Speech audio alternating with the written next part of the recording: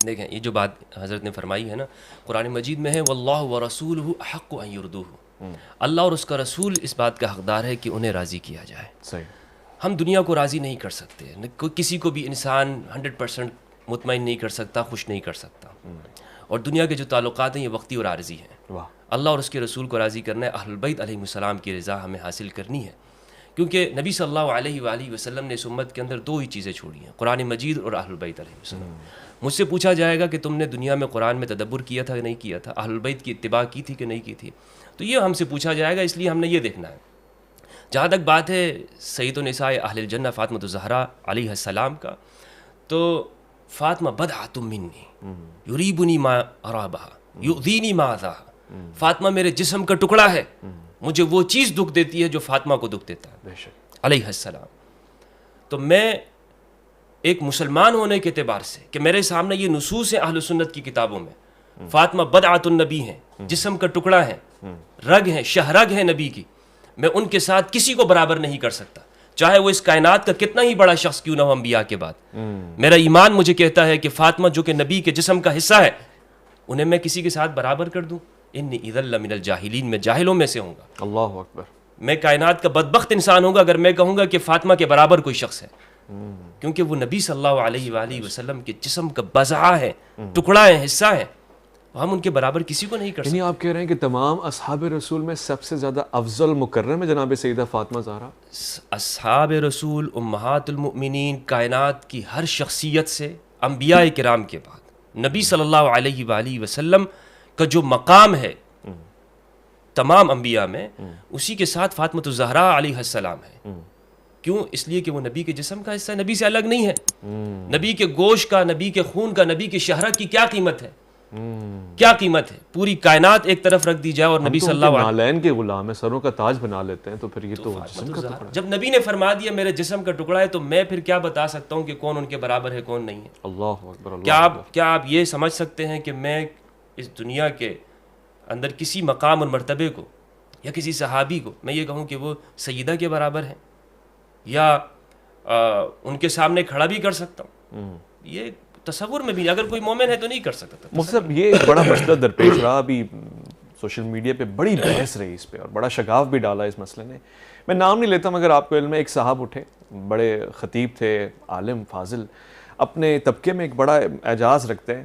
انہوں نے اٹھا کے ایک بیان دے دیا کہ جناب سیدہ معاذ اللہ، میں اپنے ذہن میں بڑی مجال کر رہا ہوں، جرت کر رہا ہوں، آپ سے خطا ہوئی ہے.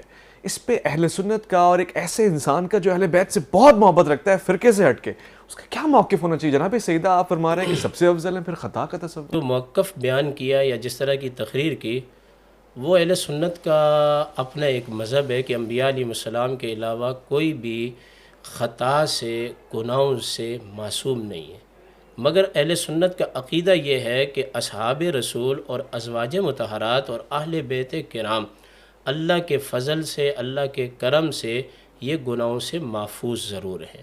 معصوم کا جو تعلق ہے وہ انبیاء علیہ السلام کے ساتھ ہونا چاہیے. دو اصطلاحات آپ نے ذکر کی. اور دوسری بات یہ ہے جو قبلہ مفتی صاحب نے اپنا موقف پیش کیا کہ تمام انبیاء علیہ السلام کے بعد بی بی پاک سیدہ فاطمہ الزہرا رضی اللہ تعالی عنہا ہیں، اس میں کوئی شک نہیں ہے. امام مالک کا بھی یہ فتویٰ ہے، لیکن خود رسول خدا صلی اللہ تعالی علیہ وسلم نے 4 خلفائے راشدین کو اپنے بعد افضل قرار دیا اور امت کا اسی پر معاملہ چلا ہوا آ رہا ہے. اور اس کے بعد پیغمبر نے کسی جگہ پہ بھی نہیں کہا ہے. اور اس کے بعد آپ یہ روایت پیش کر سکتے ہیں.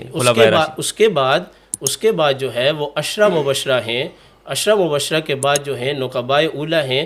حضرت فاطمہ الزہرا رضی اللہ تعالی عنہا کو ہم اس طرح بیان کر کے اصحاب رسول کے ساتھ ملا کر کے کہیں ہماری گفتگو سے کوئی یہ نتیجہ اخذ نہ کرے کہ معاذ اللہ یہ سیدنا صدیق اکبر سے بھی افضل سمجھتے ہیں. رسول گرامی صلی اللہ علیہ وسلم کی ذات اقدس، ان کا جسم اقدس، ان کے خون کا ہونا، اس میں کوئی اختلاف روایت نہیں. پیش کر سکتے ہیں؟ میں ان سے روایت لے لوں کہ بعد مکمل ہو. اگر روایت ہے جیسے کہ آپ فرما رہے ہیں کہ ایسی کوئی روایت نہیں جس میں جناب سیدہ سے اوپر کسی اور کو مقام اور درجہ دیا جائے. دیکھیں حضرت ابوبکر رضی اللہ تعالی عنہ ہمارے سر کے تاج ہیں، بے شک ایسے ہی ہے. ٹھیک ہے، ہم ان سے محبت کرتے ہیں، ان کی تعظیم کرتے ہیں، لیکن وہ ابو قحافہ کے بیٹے ہیں، فاطمہ بنت محمد اللہ اکبر صلی اللہ علیہ وآلہ وسلم. ان کی بات کے اندر نقص تو یہاں ہی وارد ہو گیا. اہل سنت کے ہاں ڈبل سٹینڈرڈ بہت ہیں اویس بھائی. اہل سنت ہر جگہ پھنستے ہیں. آپ ان سے پوچھیں نا کہ افضل کون ہے تو یہ آپ سے کہیں گے کہ حضرت ابوبکر افضل ہیں سب سے, پھر حضرت عمر, پھر عثمان, پھر حضرت علی. ٹھیک ہے, پھر عشرہ مبشرہ. تو سیدہ کہاں ہے؟ امام حسن کہاں ہے؟ امام حسین کہاں جو سیدہ شباب اہل الجنہ ہے, وہ کہاں پر ہیں؟ اب وہ رضا والی بات تھی کہ جو ان کو ناراض کرے گا اس سے اللہ کا رسول ناراض ہے, اللہ بھی اس سے ناراض ہے. یہ جو ہمارے یہاں کنفیوژن پیدا کی جاتی ہے, میں اس کا ایک دو ٹوک جواب چاہتا ہوں. لوگ سوال پوچھتے ہیں کہ جناب سیدہ کیا بعثت رسول کے بعد اور رسول کے پردہ فرمانے کے بعد اصحاب رسول کے دربار میں طلب کی گئیں, وہ آئیں اور اپنا حق مانگ رہی تھیں اور ناراض ہو کے گئیں, اس پہ کیا تحقیق ہے؟ جی اویس ربانی صاحب, اس پہ مجھے تھوڑا سا وقت دیجیے گا. جتنی احادیث طیبہ ہیں بخاری اور مسلم کے اندر کہ سرکار نے فرمایا کہ فاطمہ میری جان کا ٹکڑا ہے, اور دوسرا یہ کہ جس نے ان کو تکلیف دی اس نے مجھے تکلیف دی, اور ایک روایت یہ بھی ہے جس نے ان کو ناراض کیا اس نے خدا کو ناراض کیا, اور جس نے ان کو راضی رکھا اس نے خدا کو راضی رکھا. دیکھیں سرکار کے بارگاہ میں ایک شخص آیا, اس نے کہا افضل عمل کیا ہے؟ تو آپ نے فرمایا کہ اول وقت میں نماز پڑھنا ہے. دوسرا آیا فرمایا کھانا کھلانا ہے. تیسرا آیا فرمایا سلام کرنا ہے. میں بالکل غیر جانبدار ہو کر آپ کو جو بات کرنے لگا ہوں شاید یہ امت کو پسند نہ آئے. یہ جو تکلیف والی احادیث طیبہ ہیں یہ سرکار نے اس وقت ارشاد فرمائی جب مولا کائنات سیدنا علی المرتضیٰ رضی اللہ تعالی عنہ نے ابو جہل کی بیٹی کو پیغام میں نکاح بھیجا. انہوں نے ابو جہل کی بیٹی جویریہ کو جب پیغام نکاح بھیجا, اور یہ بات سرکار سے کہی گئی کہ فاطمہ پر علی المرتضیٰ رضی اللہ تعالی عنہ دوسری بیوی لانا چاہ رہے ہیں, اس کے بعد یہ تمام حدیثیں سرکار دو عالم صلی اللہ علیہ وسلم نے ارشاد فرمائی ہیں. نبی صلی اللہ علیہ وسلم نے فرمایا کہ بنت رسول اللہ اور بنت عدو اللہ جمع نہیں ہو سکتے, جبکہ خود نبی صلی اللہ علیہ وآلہ وسلم نے بنت عدو اللہ کو اپنے ساتھ جمع کیا. جب پیغمبر کے نکاح میں بنت عدو اللہ جمع ہو سکتی ہے, کون؟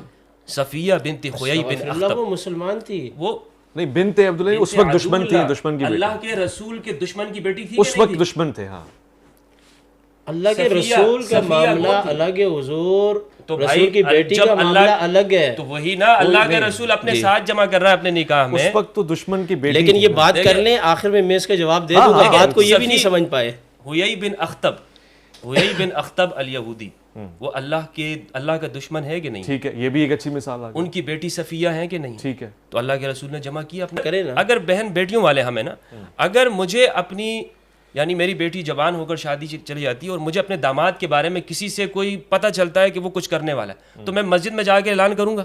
نہیں, ایسا ہوتا نہیں, ایسا ہوتا نہیں ہے. یا میں لوگوں کو جا کے گلی میں کھڑا ہوں گا, وہ بھائی ادھر آؤ میرا داماد یہ کام کر رہا ہے, وہ دوسری شادی کرنے والا ہے. یعنی امام علی علیہ السلام نے اگر یہ کیا بھی, اس طرح ارادہ بھی کیا, تو نبی صلی اللہ علیہ وآلہ وسلم نے منبر پہ بیٹھ کے خطبہ دیا.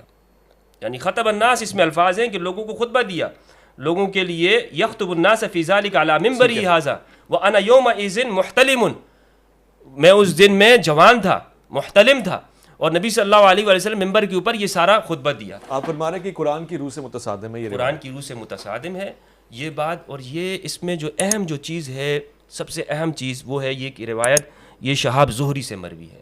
شہاب زہری جو بخاری کا راوی ہے, ہمارے اکثر بخاری کی روایتیں غزوات سے متعلق, اس بارے میں آپ کو بتاتا چلوں کہ اس کی زندگی کے 2 حصے ہیں. جب یہ پولیس کی انسپیکٹر تھا عبد الملک کی فوج میں, اچھا, یعنی بنو امیہ کا پولیس انسپیکٹر تھا اور افسر تھا, جب تک پھر بعد میں اس نے چھوڑ دیا, توبہ طائب ہو گیا تھا.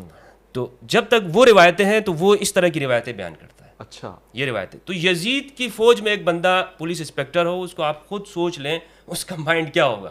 یعنی اس زمانے میں جہاں علی نام رکھنے پہ پابندی تھی, ایک بندے کو آپ یعنی عبد الملک اپنے ساتھ قریب رکھتا ہے, اپنا عہدہ دیتا ہے, تو اندازہ لگائیے وہ کس طرح کی روایتیں بیان کرے. ٹھیک ہے, آپ نے بتایا کہ میری آڈینس جو 1 سیکنڈ کا آنسر لے کے آگے گفتگو سننا چاہتی ہے. جی جناب سیدہ دربار میں اپنا حق مانگنے گئیں, یس اور نو گئیں؟ جی بالکل بالکل گئیں. اب وہ یہ لینا چاہتے ہیں کہ کیا ان کو حق ملا یا نہیں ملا؟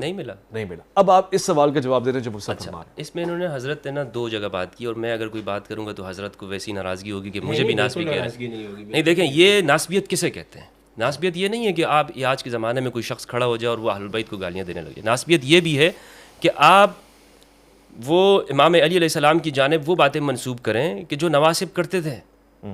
اب انہوں نے ایک روایت پڑھی ہے یہاں پر، بخاری کی حدیث ہے، بخاری کی 3110، یہ انہوں نے فرمایا کہ آپ نے سوال یہ کیا تھا کہ جو میں نے حدیث پڑھی تھی، جس نے سیدہ کو راضی کیا اس نے مجھے راضی کیا، جس نے سیدہ کو ناراض کیا اس نے مجھے ناراض کیا. انہوں نے کہا یہ جتنی بھی روایتیں ہیں یہ اس موقع پہ حضور نے فرمائی ہیں کہ جب حضور کو معلوم ہوا کہ علی ابو جہل کی بیٹی سے شادی کرنے والا ہے، تو حضور نے فرمایا جس نے فاطمہ کو غصہ دلایا اس نے مجھے غصہ دلایا. یعنی زندگی میں علی نے ہی غصہ دلایا فاطمہ کو. یہ وہ سارے مجرموں سے یہ لوگ پردہ ڈالنا چاہتے ہیں کہ جنہوں نے سیدہ کو دنیا میں ستایا اور ان کو تکلیفیں دی. نہیں صحیح بخاری میں روایت کا اچھا میں روایت میں آپ کو بتاتا ہوں اس روایت کا، یہ بریلویوں کے عقائد کے خلاف ہے یہ روایت. بریلوی اس روایت کو چوک پہ پڑھ نہیں سکتے ہیں. بریلویوں نے پڑھا ان کو، ان کے اماموں کے اوپر لوگ ان کو تھپڑ ماریں گے، مسجدوں سے نکالیں گے ان کو لوگ، اس لیے کہ اس روایت کے اندر موجود ہے کہ نبی صلی اللہ علیہ میری بات سنیں، میری اچھا آپ اہل سنت، آپ مسجدوں کے باہر لکھا ہوا ہے آپ لوگوں نے بریلوی لکھا ہوا ہے، دیوبندیوں نے ملحق بمفاق مدارس لکھا ہوا ہے، سب کو پتہ ہے. کوئی اہل سنت نہیں ہے یہاں دیوبندی ہے یا بریلوی ہے یا اہل حدیث ہے. یہ دین کا فتنہ ہے اور اس کی تلافی جو ہے وہ 5 وقت کی نماز ہے. میں یہ کہتا ہوں مولانا آپ کے مال کا فتنہ ہے، آپ کی جان کا فتنہ. میں کہتا ہوں میں کہتا ہوں آپ کے عقیدے میں کہتا ہوں آپ کے عقیدے کا فتنہ، آپ کے دین کا فتنہ. کیا مطلب ہے؟ بندہ دیوبندی سے بریلوی ہو گیا، بریلوی سے دیوبندی ہو گیا.